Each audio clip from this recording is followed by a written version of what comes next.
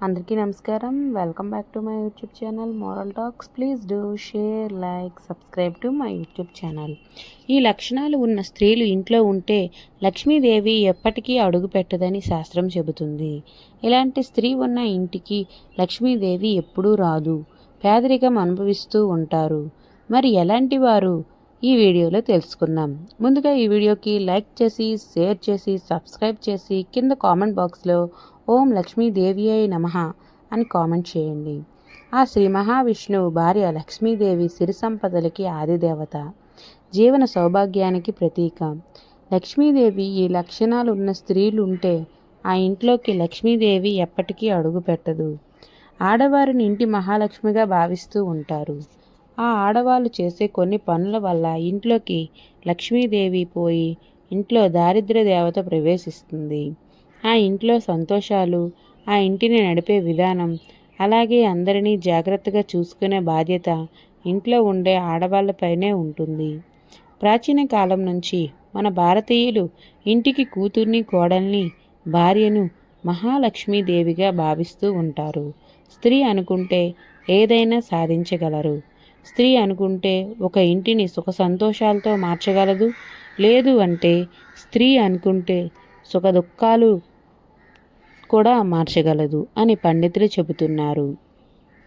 ఆడవారు ఈ కొన్ని పనులు అస్సలు చేయకూడదు. కాదని చేస్తే మాత్రం కష్టాలు తప్పకుండా అనుభవిస్తారు. ఎవరైతే కాలితో చీపురును తొక్కుతుందో లేదా తన్నుతుందో ఆ ఇంట్లోకి లక్ష్మీదేవి ప్రవేశించదు. ఇంట్లో ఉండే లక్ష్మీదేవి బయటికి పోయి జ్యేష్ఠాదేవి ఆహ్వానిస్తుంది. చీపురుని లక్ష్మీదేవిగా భావిస్తారు కాబట్టి కాలితో తన్నరాదు. ఒకవేళ పొరపాటున తగిలినా దండం పెట్టుకోవాలి. అలాగే వంటగదిని ఎప్పుడు శుభ్రంగా ఉంచుకోవాలి. ఎప్పుడు పొయ్యిని పరిశుభ్రంగా ఉంచరాదు.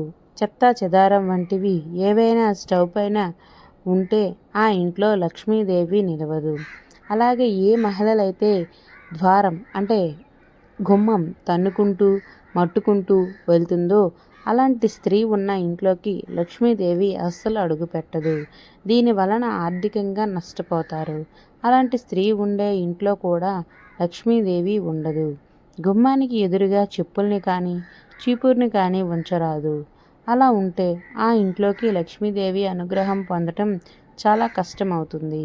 అలాగే రాత్రి సమయంలో ఎంగిలి ప్లేట్లను శుభ్రం చేయకుండా పడుకునే స్త్రీ ఇంట్లో కూడా లక్ష్మీదేవి అస్సలు ప్రవేశించదు. అలాగే రాత్రి సమయంలో ఆడవారు ఎట్టి పరిస్థితుల్లోనూ తలకి నూనె రాసుకోరాదు. అలాగే సాయంత్రం సంధ్యాదీపం పెట్టిన తరువాత స్త్రీ చీపురుతో ఇల్లు ఊడవరాదు.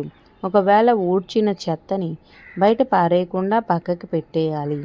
సాయంత్రం సంధ్య వేళలో ఏ స్త్రీ అయితే పడుకుంటుందో ఆ స్త్రీ ఇంట్లోకి లక్ష్మీదేవి అడుగు పెట్టదు. అనారోగ్యపరంగా పడుకున్నా పర్వాలేదు కానీ కావాలని స్త్రీ సాయంత్ర సమయం వరకు పడుకున్నా వాళ్ళ ఇంట్లోకి లక్ష్మీదేవి అడుగు పెట్టదు. స్త్రీలు ఉదయాన్నే నిద్రలేచి ఇల్లుని వాకిలిని శుభ్రం చేసుకోవాలి.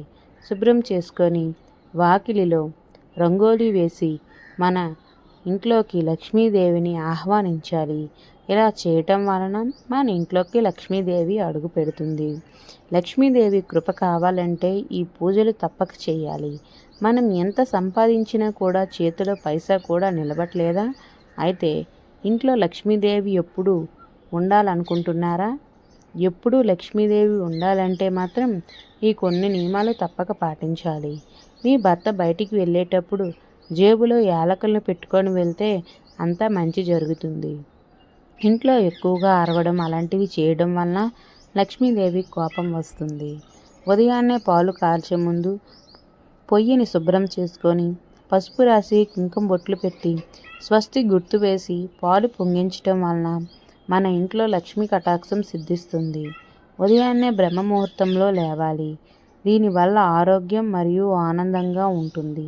అలా ఎవరైతే బ్రహ్మ ముహూర్తంలో దీపారాధన చేస్తారో వాళ్ళ ఇంట్లో దేవతలు కొలువై ఉంటారు. పొద్దున్నే లేచి ముందుగా భూమాతని దండం పెట్టుకోవాలి. ఎందుకంటే తాను మొదటిగా కాళ్ళు పెట్టేది భూమిపైన కనుక అలా భూమాతకి దండం పెట్టుకొని 2 చేతులను మొహం మీద వేసుకొని ఇలా మొహం 2 చేతులు చూసుకొని ఆ 2 చేతులు అద్దం వలె చూసుకొని అద్దంలో మన మొహాన్ని చూసుకున్నట్లు అలా చేసిన తరువాత దేవుణ్ణి నమస్కరించాలి. ఇలా చేయటం వలన ఆ రోజంతా మంచే జరుగుతుంది. అలాగే లేచేటప్పుడు మనం పడుకునే పడకని సర్దుకోవాలి. దుప్పట్లను మరియు మడత పెట్టాలి. వీలైనంత వరకు దుప్పట్లను ప్రతిరోజు ఉతికివేస్తే మరీ మంచిది. లేదు అంటే దుప్పట్లను మడత పెట్టాలి. అలా దుప్పటిని వదిలేయకుండా అలా వేయడం వలన లక్ష్మీదేవికి కోపం వస్తుంది. వదిలేయడం వలన ఇంట్లో నుండి బయటికి వెళ్ళిపోతుంది. కొంతమంది లేచిన వెంటనే బెడ్ కాఫీ తాగుతారు బ్రష్ చేయకుండా. అలా అస్సలు చేయకూడదు. అలా చేయటం వలన మన నోట్లో ఉండే జెర్మ్స్ అంతా మన కడుపులోకి వెళ్తాయి.